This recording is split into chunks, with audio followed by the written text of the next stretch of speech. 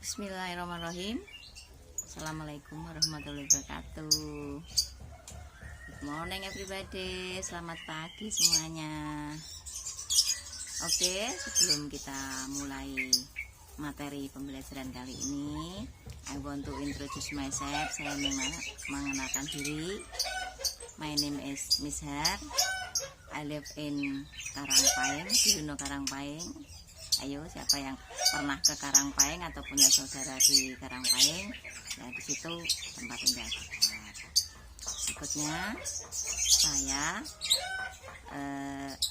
guru bahasa Inggris yang bisa akan mengajar kalian di kelas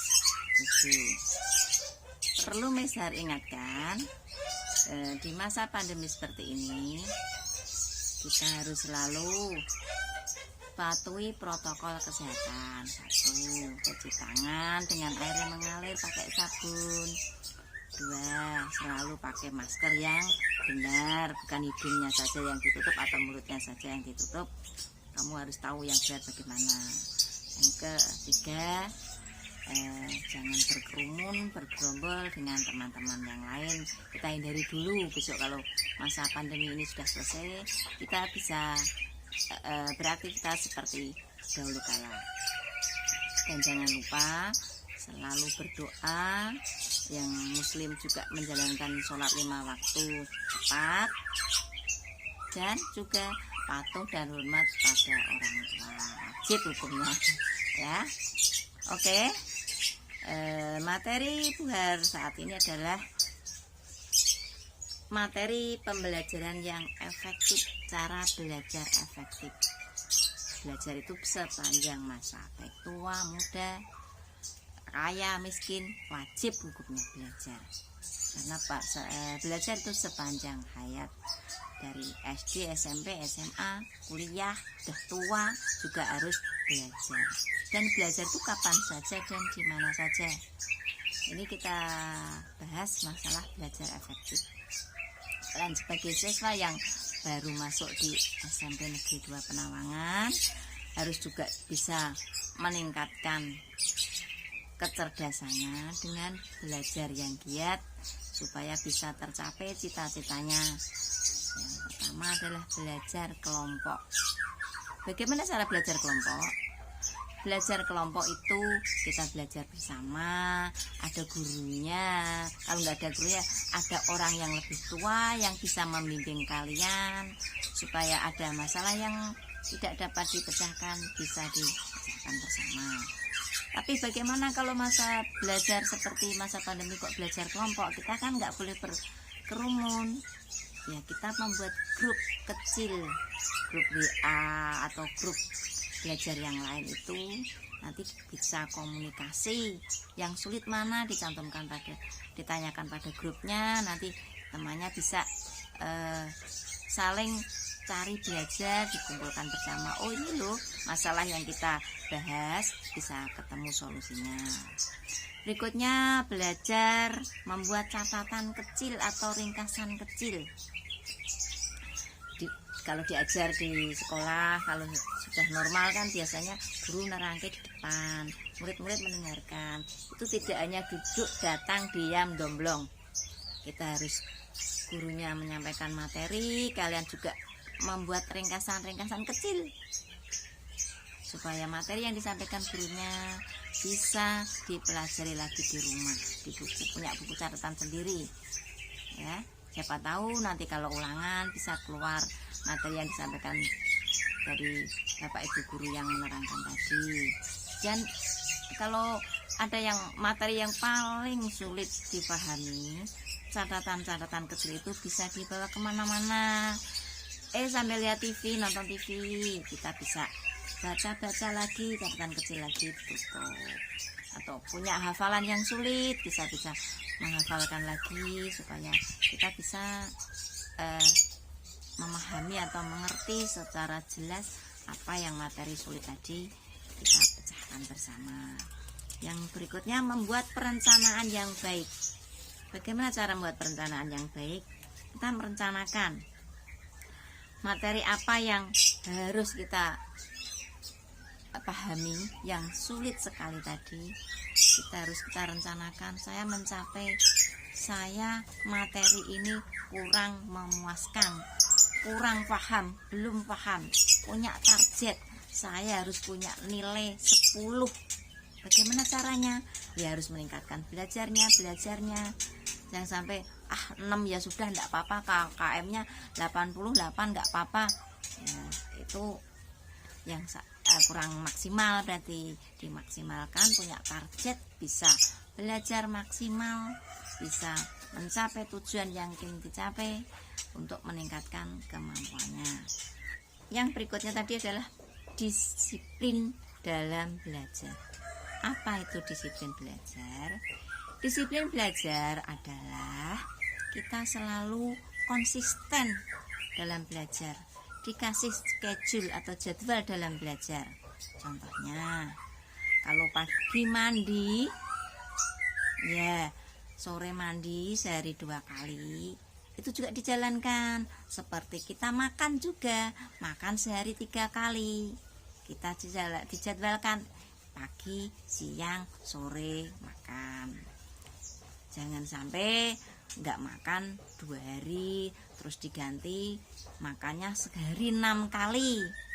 Contohnya di belajar juga dijadwalkan. Setelah sehari dijadwalkan 2 kali belajar, seumpamanya pagi kita belajar dapat materi dari guru, malam harinya habis ngaji, sholat maghrib ngaji, kita belajar lagi. Itu kontinu setiap hari seperti itu. Jangan sampai belajar oglangan, nggak ada ulangan, besok nggak belajar. Sedikit demi sedikit bisa meningkatkan ilmu pengetahuan Anda untuk bisa mencapai cita-cita.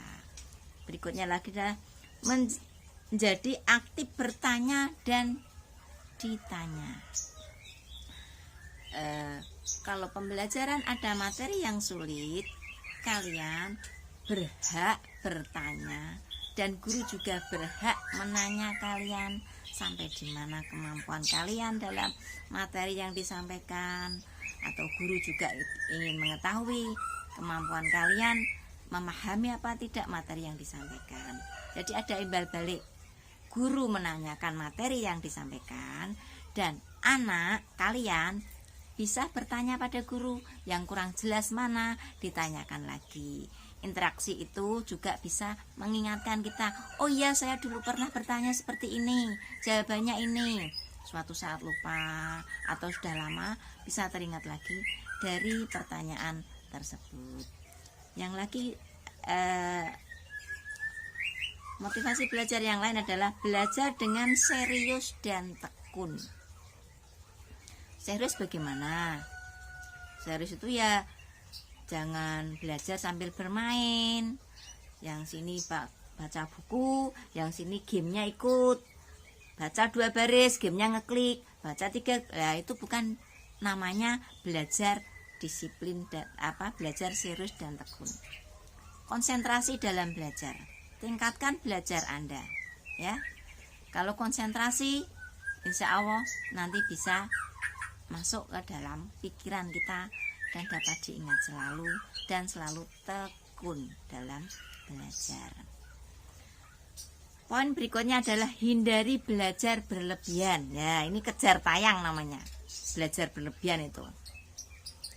Lama nggak belajar, males-malesan, buka buku tutup, buka buku tutup, dah.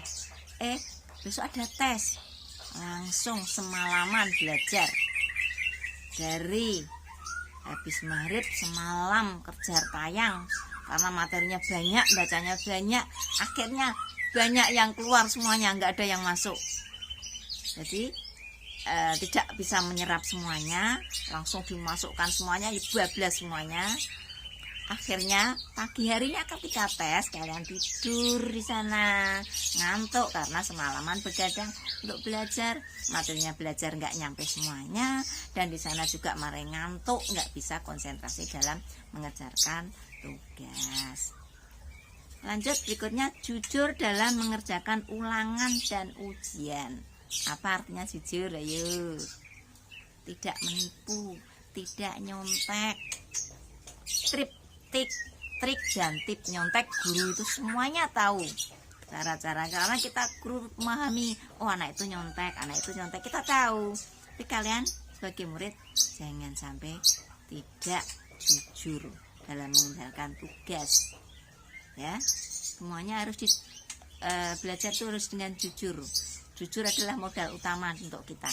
Kalau kalian dibohongi kan nggak mau, maka mulai belajar juga mengerjakan tugas harus dengan yang jujur dan mengerjakannya dengan belajar yang baik, bisa mencapai belajarnya tadi. Yang berikutnya, jadilah seorang pemimpin rasa bertanggung jawab. Tanggung jawabmu bagaimana? Karena seorang murid ya, seorang murid punya tanggung jawab. Orang tua sudah membekali kamu dari seragam sekolah, saku ke sekolah, apapun kebutuhan sekolah kalian disiapkan oleh orang tua. Kamu harus punya tanggung jawab. Saya harus punya nilai yang bagus. Kalau ditanya orang tua, nilai hari ini belajarnya bagaimana nak? Diam aja, ternyata nggak connect, nggak nyambung. Nah itu harus ditingkatkan, harus selalu bertanggung jawab, ada tanggung jawabnya. Oh nilai saya bagus bu, saya dapat nilai 9,5. Itu orang tua bangga, dan tanggung jawabmu sebagai anak kepada orang tua juga sangat bagus sekali. Berikutnya, mendengarkan penjelasan guru dengan baik. Ini kunci utama juga. Guru mengajar di depan, murid yang di belakang. Guru itu luas, kalau menerangkan dari depan kan tahu sikapnya murid bagaimana. Kan harus mendengarkan, serius, jangan suka gojek dengan temannya. Gojek dengan temannya, pada temannya ingin serius, ikut gojek juga, nanti malah kehilangan materi yang disampaikan oleh Bapak Ibu guru. Ya, demikian tadi ada 10 motivasi belajar, semoga bisa meningkatkan kalian dalam belajar mencari ilmu di SMP Negeri 2 Penawangan tercinta ini. Cukup sekian, nanti ada kuis dikerjakan, bisa dikerjakan kuisnya di foto langsung dikirim lewat WA atau lewat voice note ya. Saya tak dengar suara kalian. Nanti jawabannya apa dari soal yang Nizar sampaikan. Dan cukup sekian. Wabillahi taufiq wal hidayah. Wassalamualaikum warahmatullahi wabarakatuh.